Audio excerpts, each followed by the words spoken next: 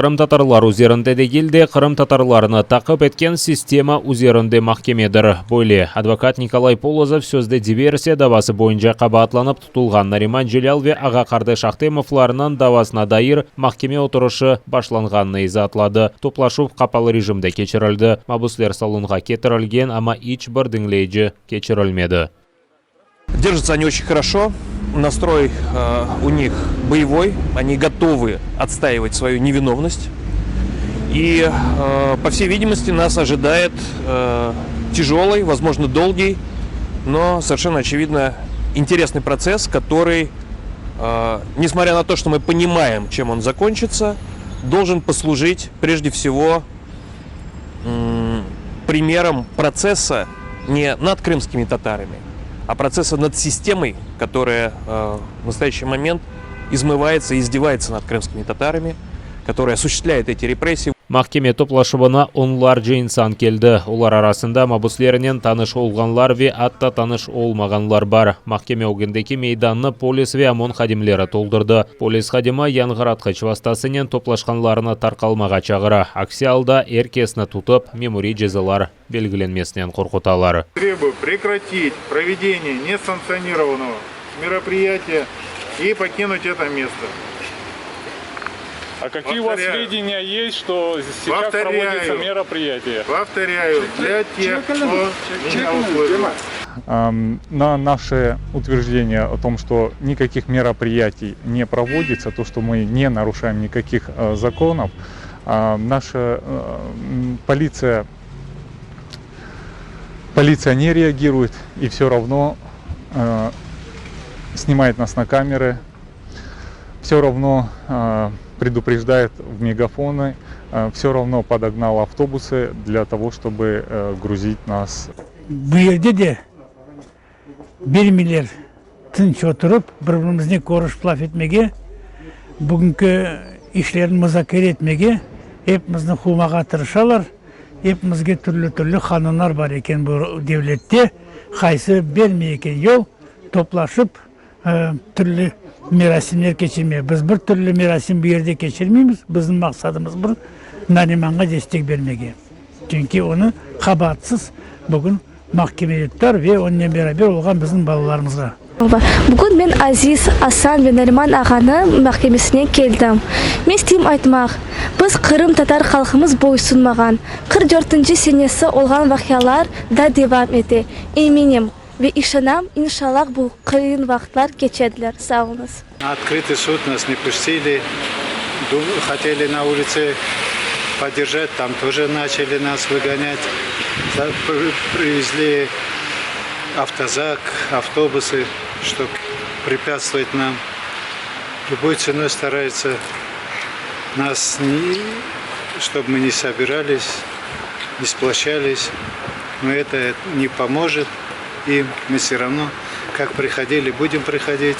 Тот беспредел, который сегодня происходит, просто невозможно оставаться в стороне. Мало того, что ущемляют наши права присутствовать на судебном заседании как слушатели, так они еще и запрещают просто рядом с зданием суда стоять. Этот беспредел не может оставлять равнодушным никого, поэтому сегодня я здесь.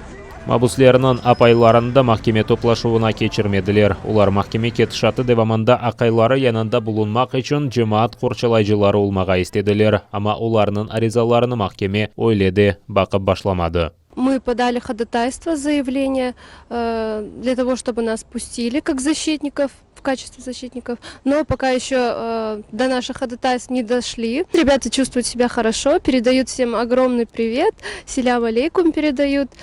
Вот. Ну, конечно, бы очень хотелось зайти, их увидеть хотя бы вот на пару минут. Advokat Nikolay Polozov aytqanına göre mahkemeçilerinin yol başçılığında Viktor Zinkov o 2014 senesi fevral ayında Kırım parlamenti ogunda keçirilgen Ukrayna toprak bütünlüğü mitinginde kalabalıklar çıkarılması için tutulup mahkum etilgen meclis reisinin diğer muavini Ahtem Cheygozga hukum çıkargan edi. Polozov hem mahkemeci hem de prokurorlar dava bakılmasından çetleştirilmesini talap etken. Нариман является первым заместителем председателя Меджлиса, и совершенно очевидно, что у судьи может быть внутреннее предубеждение в отношении органов национального самоуправления и их членов. Прокурор тоже участвовал в ряде процессов в отношении крымских татар. В частности, прокурор Лобов представлял государственное обвинение в деле против Рифата Чубарова, представлял обвинение в деле против Ленура Ислямова, которого также обвиняли в совершении диверсии. И нам стало известно, что прокурор будет не один, будет группа прокуроров, и одним из этой группы будет Анастасия Супряга, которая также ранее участвовала в деле против Ахтема Чайгоза.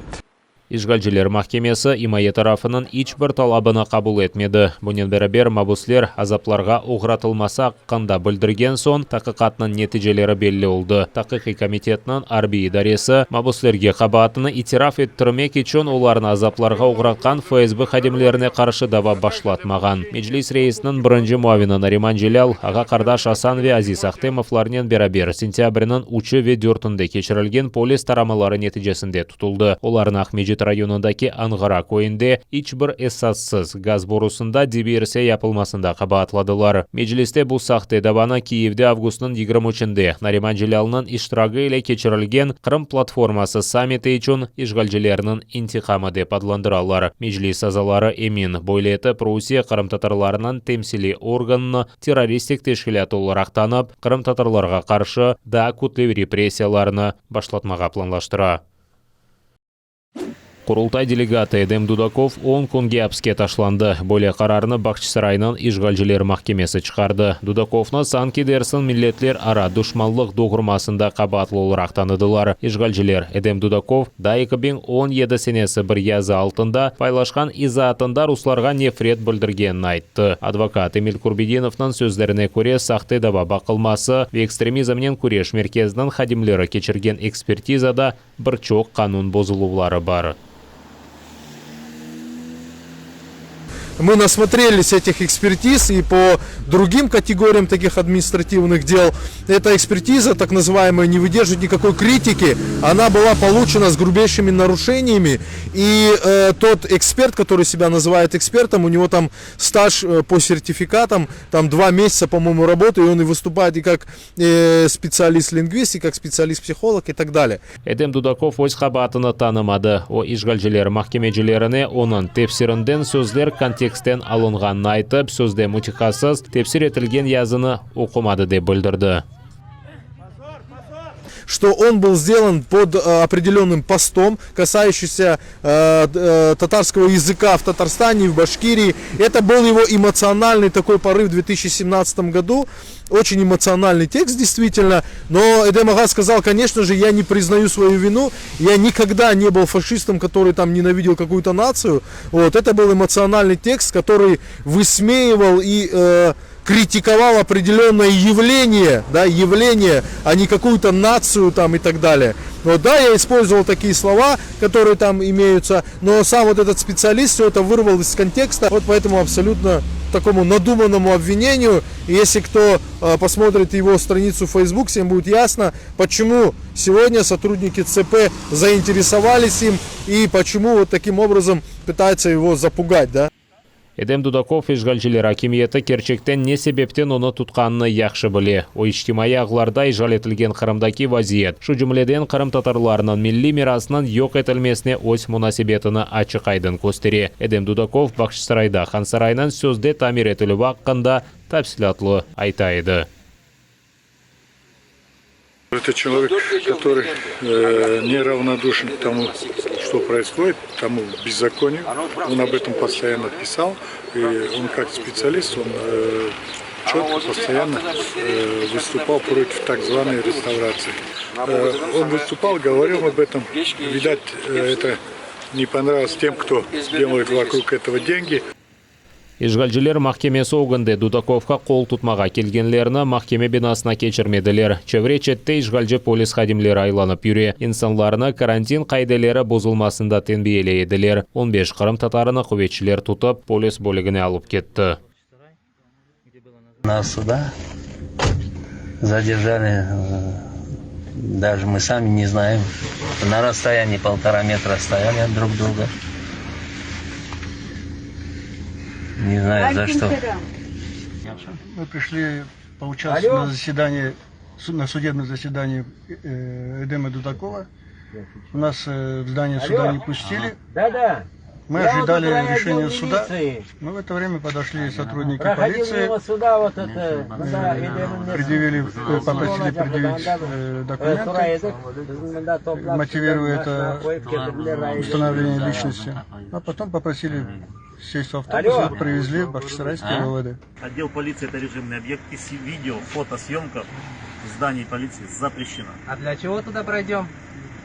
Я вам ответил? Да. Для чего пройдем? А для чего пройдем, скажите, пожалуйста. Ответьте, пожалуйста, на вопрос, для чего мы туда пройдем? Да я вам отвечу.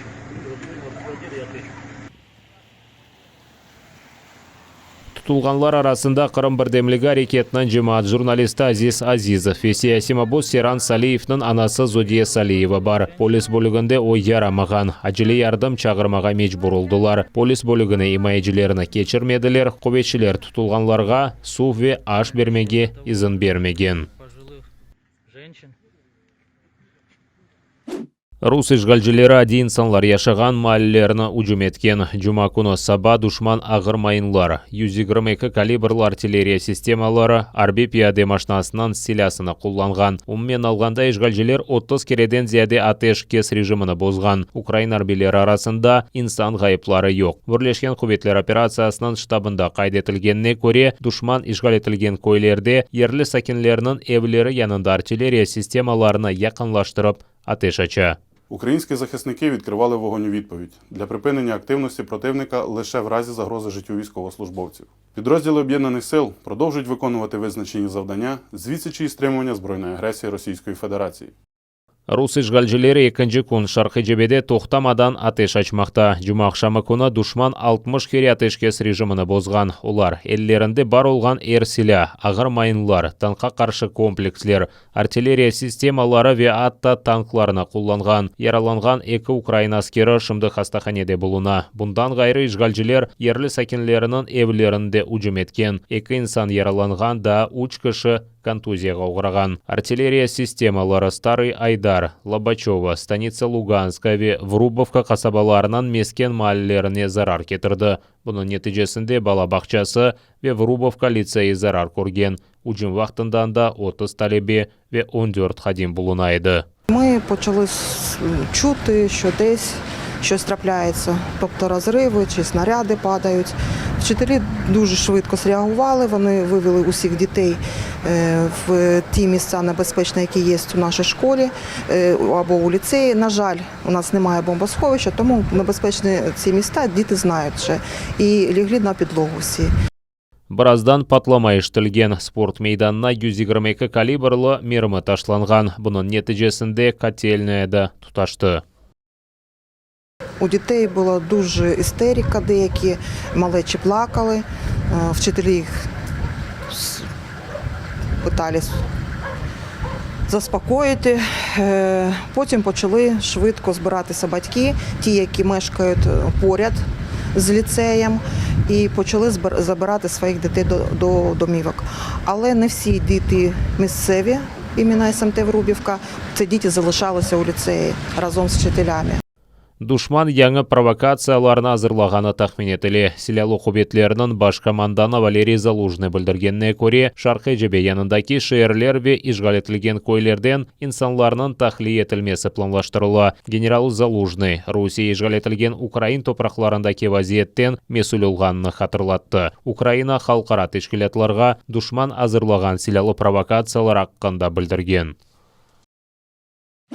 Adi insonlar yashagan Lugansk viloyatining qasabalarına ateş açıp, saxta bayrak altında Rus operatsiyasidir. Bunda Buyuk Britaniya baş naziri Boris Johnson emindir. Kanada, Amerika Birleşken Devletleri ve Avropa Birligide yerli sakinlerge silahlı hücum Rus işgalchilarining provokatsiyasi deb saya. Boris Johnson taxmin etganiga ko'ra, eng yaqin vaqtda ishgalchilar kene mesken mahallalarini hücum etib, bunda Ukrainani qabatlay bili. Ми знаємо, що це була сфабрикована операція під фальшивим прапором, покликана дискредитувати українців, покликана створити привід під робну провокацію для дій Росії. Ми дуже боїмося, що це те, що ми побачимо більше протягом кількох наступних днів. Россия Украинаны Минск анлашмаларынан бозылмасында кабатламага истеді, ама оңа каршылык көстерділер. Бірлешкен Миллетлерінің Телекөслік шурасында Россияны канунсыз тешкил етілген Луганск ве Донецк халык жумхуриетлеріні мустақил оларақ танымамаға чағырып, Украина сыңырлары янында кергінлешув тоқтатылмасыны қайд етілмегенini таздықладылар. Отырушынан тешебүшісі Телекөслік шурасында елбашылық япқан Россия еді. Оның темсілжісі Украинаны Минск анлашмаларының еріне кетірілмемесінде қабатлап, февральның 17-сінде станиция Луганская қасабасында атеш açılmasından месулиетні Украинаға yüklемеге тырышты. Тамам рус үжіретлі аскерлері станиция Луганская қасабасыны ағыр селянен үжім етті. Ишгалжилерінің атышлары бала бақчасы ве ерлі сакинлерінің евлеріне баяғы зарар кетірді. Украина Бірлешкен Миллетлерінің Телекөслік шурасыны Минск анлашмаларыны бозған сөзде Луганск ве Донецк халык жумхуриетлерінің мустақил оларақ танылмаса аққында Девлет Думасының қарарыны музакире етмеге чағырды. Наша позиція залишається незмінною. Визнання Росією так званих Донецької та Луганської народних республік буде рівносильним її умисному виходу з Мінських угод. Такі дії завдадуть серйозного удару політико-дипломатичному врегулюванню, над яким Україна та інші партнери активно працюють. Кислица білдіргенне көре, Русия дипломатик yolнен кергінлешув тоқтатылмасыны сайлай біле, яда халқара топлылық оңа қаршы азырлыған да жедді санкцияларнен қаршылаша біле. Росії не вдасться замаскувати російські окупаційні адміністрації на тимчасово окупованих територіях Луганської та Донецької областей як незалежні утворення або свою власну участь як сторони збройного конфлікту на Донбасі. Якщо президент Росії схвалить постанову Держдуми, це матиме набагато ширші руйнівні наслідки для міжнародного порядку, заснованого на правилах та архітектури глобальної безпеки. Отырушнан сонында Франкистан, Алмания ве да 4 Авропа девлеті Русияны канунсыз тешкил етілген ДНР ве ЛНРны танымамаға чағырды. Америка девлет катибы Энтони Блинкен білдіргенне көре Русияның Украинаға үжім етілмесінің телекесі аляда бар. Ама бұтек Украина үшіндегел бұтын дүния үшін бұйық телекедір. Блинкеннің малыматына көре Русия Украинаға үжім башлатмақ үшін себеплер уйдыра.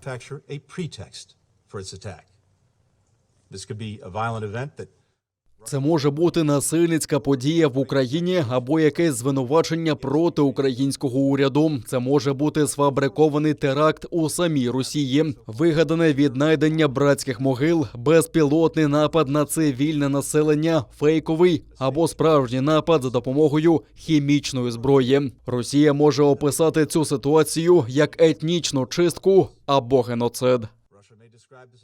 Блинкен қайдеткеніне көре соңки бір қач күн девамында Русияның күтліве хабер васталары ола білген женг башлатылмасыны ақламақ үшін Украинаны атеш ачубда қабатламақта. У відповідь російський уряд може заявити про те, що вони захищають російське населення і таким чином може початися атака. Російські ракети та бомби можуть почати літати над Україною. Кібератаки також призведуть до порушення роботи українських установ. Після того російські танки та військові зможуть вразити ключові елементи інфраструктури. Вони можуть напасти на Київ, де живе майже 3 мільйони людей. Украинада кечкен күн 35 bin insanda ковид белгіленді. Хасталарынан чоқысы Киев шері, Одесса, Днепропетровск, Донецк ве Харьков филиетлерінің сакенлерідір. Шу сырада 30 bin украин түзелген. Хасталық ағырлашмасы нәтижесінде 3330 инсан хастаханелерге түшкен. Зайнятість ліжок складає 40%, ми маємо майже 73 тисячі ліжкомісць. 96% з них – це забезпечені кисневою підтримкою. Кечкен күн ковидтен 282 инсан вефат етті. Закарпатия, Ивано-Франковск, Луганск, Ровно ве Хмельницк вилаетлері эпидемия телекесінің қырмызы зонасында. Полтава ве Черновцы вилаетлері сары зонада. Башқа регионлар есе портақал түслі зонада бұлынмақта. Украина акимиетінде эпидемияны тоқтата білген екене баста ашыланув дейлер. Від початку вакцинальної кампанії більше 15,5 мільйонів українців отримали принаймні одну дозу вакцини, 45 мільйонів. безпечних вакцин поставлено в Україну, тобто ми маємо їх в достатній кількості для всіх охочих, в тому числі для бустерних доз. Ми тримаємо цю ситуацію на контролі і продовжимо докладати зусиль, аби абсолютно більшість дорослого населення були захищені від загрози коронавірусу. Кырамда ишгалчылар 2055 инсан ковидке уграганын билдирди. Ярмадада 9 инсан хасталык агырлашмасы нәтижесінде вефат эткен.